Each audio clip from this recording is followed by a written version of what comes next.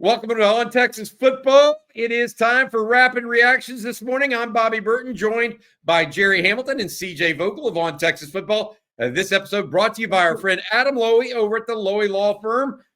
Gerry and CJ, last night the Longhorns took it to the Aggies.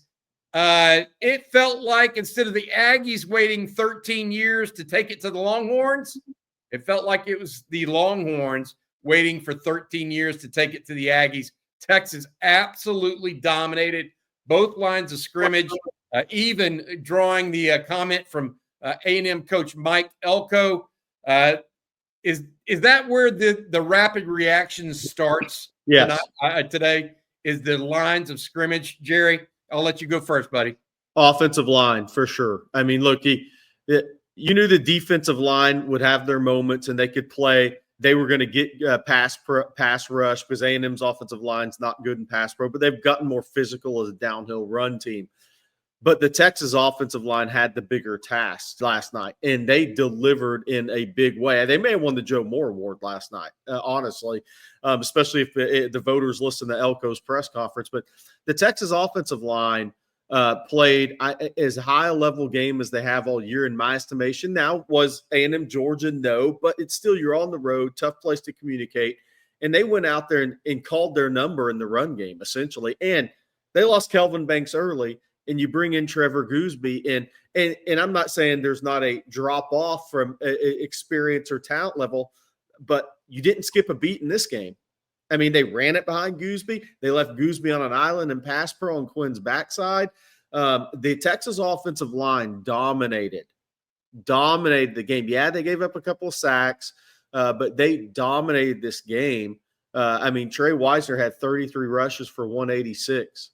This Texas team ran the ball for well over 200 yards.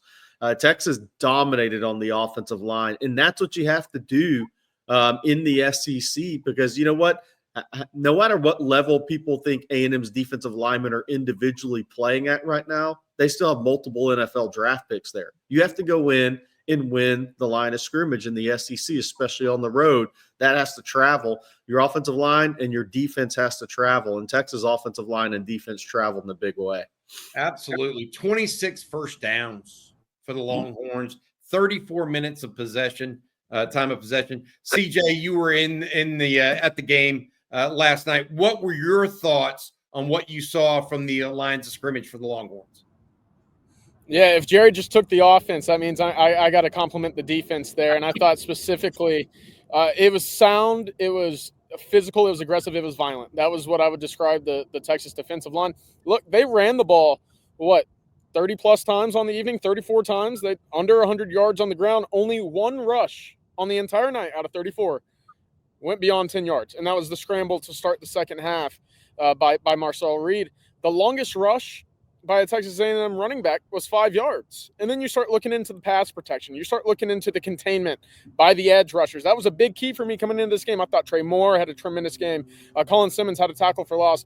Vernon Broughton, we've seen this probably once out of every 3 games so far this year where he looks like he's an All-American player. Now, the consistency level you'd like to see maybe a little bit more of, but 2 sacks, another play where he was the fumble recovery towards the end of the game. Alfred Collins getting a hand up on one of the few passes that we saw down the field. Ball probably should have got picked off, and that should have been to another defensive lineman. So it's just being in the right place, doing the right thing, and being completely sound with it. Really only one play that I saw that I could say, okay, Texas maybe got a little out of position with the defensive line. Other than that, the 3 fourth down stops, hat tip, because that's an SEC offensive line. That's a big-time moment on 3 different attempts. They stood up and answered the call. It was really impressive. That was maybe the best game of the year for the Texas defensive line group. To add to what CJ said, if you'd asked Mike Elko before the game, your running backs are going to have 17 carries for 41 yards. Will you win or lose? He said, we'll lose. Period. Yes, absolutely. And I want to add this. It wasn't just the 3 fourth down stops, although I know you know that, CJ. Texas did hold them 0 for 3 on 3 fourth and shorts. Yeah. Man, what about the defensive stand as a whole after the punt block? Yes. Because that was a defense that A&M had 1st and goal inside the 5, right? And A&M ran it 4 straight times. And, I mean, I tell you what, Ethan Burke swallowed Amari Daniels whole on that fourth down play. And that kind of cemented the game and put it to rest. Texas winning 17-7. You want some sarcastic silver lining? I guess it's good you've turned the ball over in your own territory a few times this year. Your defense was prepared. That is so true. The defense was prepared for that. All right, let's talk a little bit more about some other aspects of this game. Texas getting off to a 17-0 start, guys. But then this little late second half, early third quarter swoon happened again. I thought they had broken out of it. Bert Auburn misses the field goal to finish finish the first half. The third quarter, Texas comes out and has two tremendous drives to start the third quarter. One of them ends up in a pick six on a ball that probably should have never been thrown. The other ends up in a fumble. After Texas drove the length of the field and could have put the game away, what do we make of that? I mean, Quinn Ewers has to be better than that in the clutch, but at the same time, I mean, the pass to Jaden Blue in the back of the end zone, terrific. The pass to Ryan Wingo, the pass to Matthew Golden down the sideline. He finally connected on a deep ball, CJ and Jerry. What do we got to do here to know that maybe this is just Quinn Ewers a little bit? He's going to have some ups and downs during a game, and you just got to ride through them as a Texas team. That's kind of my feeling right now. You got to ride the wave and know that he's ultimately going to come back and be able to be a guy that can help you win. CJ, I'll let you start first. Yeah, I didn't like the start for Quinn Ewers in the Texas offense. I believe the first 4 or 5 passes completed went for -6 yards combined. And look, Mike Elko knows that the screen game is a big part of the Sarkisian offense. And so for that to be the approach, I know that they tried the double move early to Isaiah Bond. It didn't look like he gave much effort on the go. Incomplete. And then second drive, you have a miscommunication. That was the one thing for me. I thought Quinn in the second quarter, let me hit this real quick. Quinn in the second quarter, that's the level of Quinn Ewers that if he sticks and plays consistently there, Texas can and will win a national championship with that defense. That's 17 points on the board. That was clean football play. That was Quinn Ewers putting the team on his back at times, converting a 3rd and 10, converting a long 26-yard run. We hadn't seen that at all, and it took him for a bum ankle really to get that out of his bag. It was really, really impressive. But to the point, the 2 turnovers in the third quarter, we're looking at a score that's probably 31, 35, 38, nothing, right? That inconsistency, that hitting the wall will lose games for you in the playoff, in the SEC championship against Georgia. We've seen that already once this year. But beyond that, it was the miscommunication on third down to Gunnar Helm running open in the middle on the second drive of the game, first quarter. And then later on, leading to the blocked punt, you have 3rd and 6 to Isaiah Bond, who runs 10-yard curl instead of a sticks route. That falls incomplete. There can't be miscommunications on routes as simple as that, because then you see what happens as a result of not converting. And Texas fortunate, again, to have one of the best defenses, well, the best in my eyes, in the country. But that has to be cleaned up. And I know Jerry's going to hit on the turnovers. That can't happen either, because that's just that's not a throw a third-year quarterback can make at this point. Yeah, it was tough. So doing the watch with us, man, I was like on a roller coaster. Look, I think after Quinn, to CJ's point, after he kind of settled in and said, okay, I can do this with this. I mean, he had a kind of an air splint he was wearing around his ankle. Those are hard to play with, right? So I think after he settled in and said, okay, I'm going to be all right, I can roll through this. After the first couple of drives, I thought that was the best Quinn had looked since the Michigan game. Completely. When he hits throws outside the numbers, that opens up the entire Texas offense. I mean, the entire Texas offense, the throw to Golden, the throw to Wingo. I mean, he had multiple throws outside the numbers. That opens up the entire Texas offense. The Texas offensive line gave him time, which I think gave him confidence as well, and said, okay, I can hang in this pocket. I can do this. And then the pick six. I mean, like, I think it would have been intercepted either way, even if it wasn't tipped. It was just a throw that a guy who this was his 30th start, I believe. You can't make that throw. I mean, you've had 30 starts. At that point in time, that ball has to be thrown away and take your points and move on. You have to know where you're at in the football game. That was a late throw, too. So your odds of actually hitting that, it would take cornerback error for you to actually complete that ball, and that wasn't going to happen. So And then the fumble, I'm somewhere in between.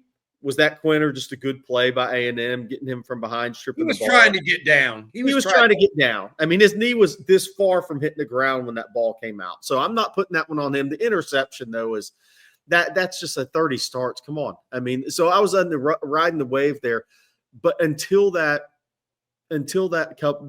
couple of plays, and that especially the interception, I thought he looked like he did against Michigan. I was really excited for Quinn and where this thing can go if he plays at that level. But like you said, Bobby, it may just be we have to accept this as who Quinn is at this point. Well, and we need to realize these are not finished products. I mean, you want a friend, you expect to see pro football players sometimes. I think people think that out there.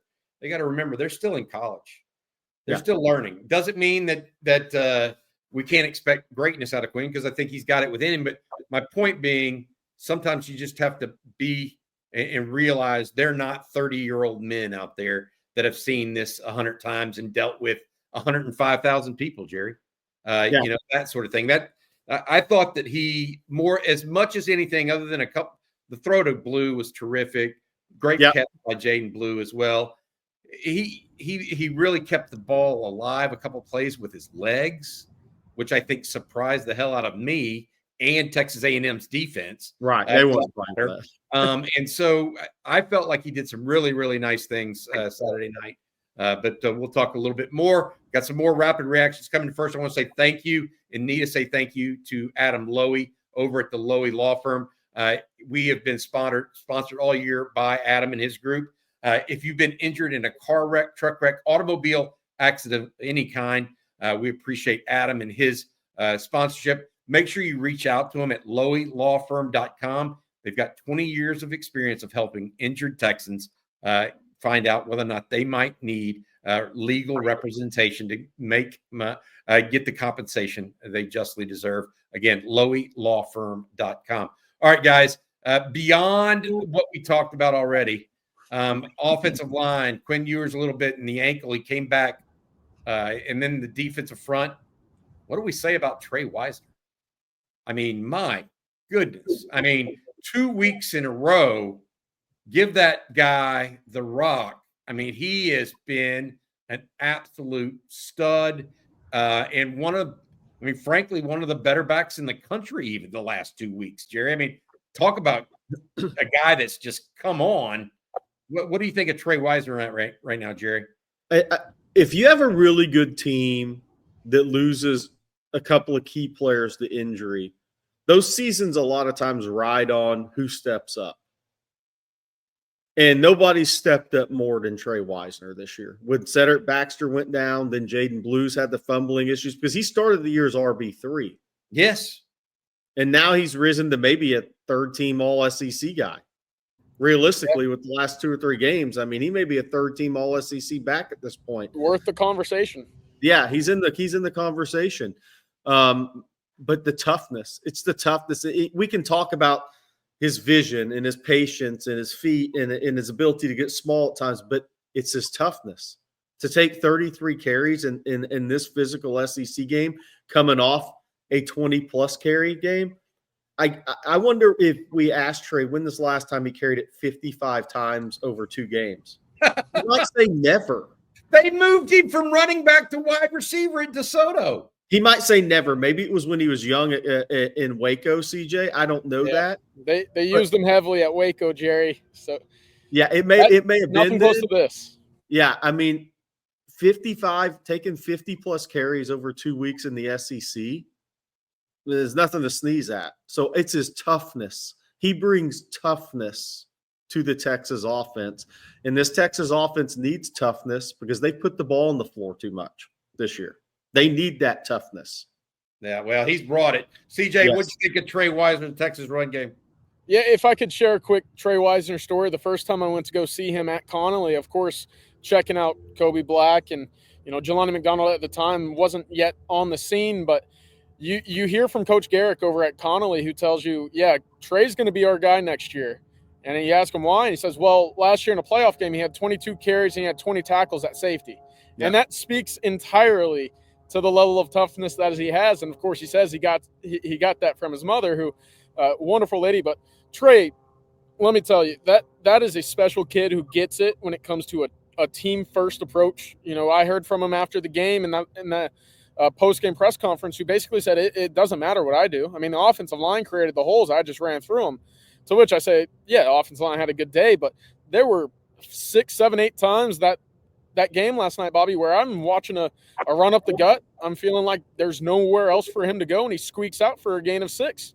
And that little thing, that little extra yards for Trey Wisner, it sets up the Texas offense to create and have the playbook wide open for future downs. But talk about his toughness, talk about his character. That's a guy you want representing the university. And these last 2 weeks, he's done everything that you could have asked for and more. Played special teams as a freshman, by the way, did everything he was asked to do as a freshman, and he is maximizing his talent. And CJ will probably get the stats in the next couple of days. But of his 33 carries, I bet he was contacted 75 to 80 times by an A&M player. Yeah. Yeah, he just was a complete warrior on Saturday night. I would add this about him. The comparison I've made for him before is Jamal Charles without the elite long speed, right? Because, people that don't realize it, Jamal Charles, a tough sucker now when it comes to getting hit and bouncing off of people and kind of pinballing. He just doesn't have that elite speed down the field. But between the tackles, he may even be a little bit better runner at times than Jamal. Just amazing acceleration and cutting. Terrific night last night for him. All right, guys, we've got other things to talk about. Michael Taft and what he talked about in the post game about Jake Ellinger and what was said about him. I thought that was tremendous. Also, we saw the interception from Taft. We saw a couple of pass breakups for Andrew Makuba. How about Makuba not getting a targeting call? I thought that was one of the bigger calls of the game because Makuba played some solid D on Saturday night. What did y'all think of the Texas secondary? I think a little unheralded, but look, it's the second consecutive week Texas has held an opponent to less than 250 yards of total offense. I mean, Texas is doing it right now. Yeah, I mean, look, I know that Texas A&M doesn't have the outside weapons necessarily, right? But Noah Thomas had 3 catches for 31 yards. Jahdae Walker had 2 for 22. Barber had 2 for 8. I mean, it was they helped Texas secondary held down the A&M receivers. I mean, that's just the bottom line. I mean, Noah Thomas had a couple of 10, 12-yard gains, really, but Texas dominated where they had to dominate this game, and that was in the secondary against A&M. I mean, it was up front to get pass rush, and then it was in the secondary. And because I thought perimeter tackling was going to be huge in this game, and so it wasn't just about coverage for Texas. It was about tackling in space, and I thought Texas did a really good job tackling A&M in space. That's a really good point, and I completely agree. Sarkisian mentioned it in his postgame as well, just making sure that tackling in space was of the utmost importance.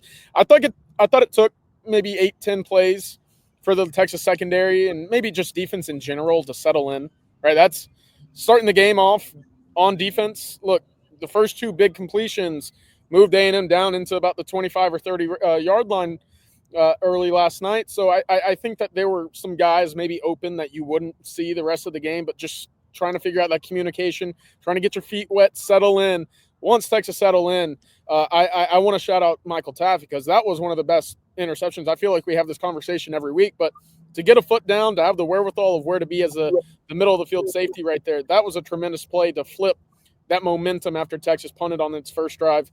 But also, Andrew Makuba leaving the press conference room last night, I asked him, I was like, I thought you were gone, man. I thought that was a targeting. He looked at me and goes, yeah, I did too. So a little bit of a funny moment at the time, but it was overall a sound, solid night again from one of the nation's best secondaries. It was a very good showing in my eyes. Yeah, I would say this as it relates to Texas and what they're doing right now in the secondary. They're playing so well together. They are picking each other up when they need to, et cetera. I will also say this. that first drive you mentioned, CJ, that was really their best drive of the whole game. It truly was. Yeah, I mean that is what it was. I'm sitting here, and I said this in the post game show. It's been 4,755 days since Texas A&M played Texas, and they still haven't scored a touchdown this year. They get a chance in 365 days. Yeah. I mean, it has been that long. This Texas defense on Saturday night absolutely came with it. It is a punctuation mark, in my opinion, on a defense that I don't know. I don't really know how else to put this. They're so well coached. They're responding to each other. They're making big plays at key times. This is a defensive football team, and we have an offensive head coach. I want to finish with this question on rapid reactions, if y'all don't mind. What y'all think of the use and the timely use of Arch Manning on Saturday night? The 4th and 2 call, what a great play call. First of all, and formation to call it into. They flip-flopped Trevor Gooseby from left tackle over to the right side, give an unbalanced line to the right, and then ran into the boundary. That thing was wide open. What'd y'all think of the use of Arch Manning and making sure they had another little piece or another wrinkle in the red zone? Pretty timely, in my opinion. I think it gives Sark confidence that he can run it again and add the pass element. I don't know if it'll be against Georgia or in a playoff game, but I think that set up the next piece to this because Quinn's ankle's not going to be health 100% the rest of the season. I mean, he was wearing an air splint. I mean, that's like, you don't do that very often. What it does is it sets up the next piece for Sark when Arch throws that, when he throws off of it, because I think we'll see it again. CJ, what did you think? Yeah, I actually thought it was pretty poetic in a way that Arch Manning's first snap as a true visitor in an away game ended up being a 15-yard touchdown run. But that's going to be a package that you see used from Sarkisian moving forward. I was actually surprised when they went back to it for the third time because, of course, they went out for the first time, or for the third time, Elko called the timeout. They went back with Quinn. But the third snap that he took, it felt like there should have been a wrinkle there. I don't know, again, to Jerry's point, maybe you're just saving that for a future opponent later on because it went for a tackle for loss, and Texas then found itself in a 2nd and 16. But it's effective. He's a heck of a player with his legs, that's for sure. All right. Yeah, I tell you what, guys, it is a big-time win for the Longhorns last night in College Station because, look, we said it all year. This was the one game Texas A&M and Mike Elko had to have to make their fan base satisfied. Last night, they weren't very satisfied. They got dominated by a Texas team that is headed to the SEC championship game and to the college football playoffs. Hey, Bobby, real quick before we get out of here, I thought Leon Glafau was spectacular Saturday night. He had a pass defense at the line of scrimmage. He forced a fumble on a scramble by Marcel Reed, who recovered it. He had several tackles in which it felt like A&M's offensive line was targeting specifically Anthony Hill to take him out of games. I thought LaFau played his best game as a Longhorn on Saturday night, and that was someone that I maybe wasn't anticipating coming into this game having a big moment. I would agree. I also think Anthony Hill and Colin Simmons had an impact in this game, as well as Trey Moore. Ethan Burke with a big tackle on that 4th down. Jerry, you had something? Yeah, I think we talk about the players all the time, but this was a huge win for Sarkisian. He beat Oklahoma and A&M this year, and he's headed back to Arkansas. And he's headed back to the playoff, and he'll be the only coach to be in it 2 years in a row, and the only team to be in it 2 years in a row. This was a big year for Sarkisian, Bobby, because you talked about before the season, you don't want to be considered a one-hit wonder.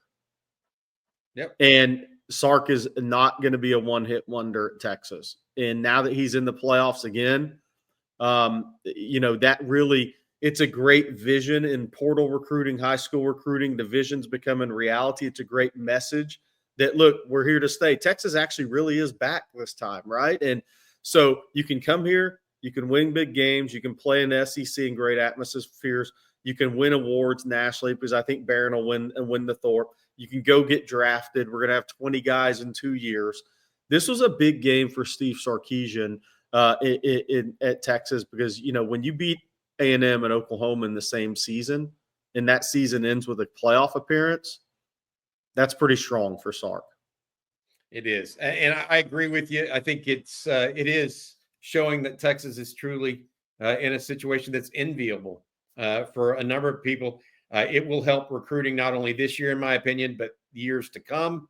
Texas, indeed, there. All right, one last time before we let you guys go, I want to say thank you again to Adam Lowy and the Lowy Law Firm. If you've been injured in a car wreck, truck wreck, automobile accident of any kind, reach out to Adam and his group at loweylawfirm.com. They'll give you a free, no strings attached consultation about whether or not you might be due some level of compensation. Again, loweylawfirm.com. Adam, thank you so much for your sponsorship of On Texas Football and especially Rapid Reactions here every Sunday morning. All right, Jerry and CJ, we will see you guys later today. A lot of news coming on. We've got stuff going on ontexasfootball.com, as well as later today we'll have the offensive grades and defensive grades, as well as our second watch with Rod Babers. Then later tonight we have the Sunday night live stream. Excited about that. Myself, Rod, and Jerry will be talking again about it. Guys, Longhorns 11-1, hell of a win in College Station last night. For Jerry, CJ, and our producer Matt Hutchinson, hook 'em. See you guys in Atlanta.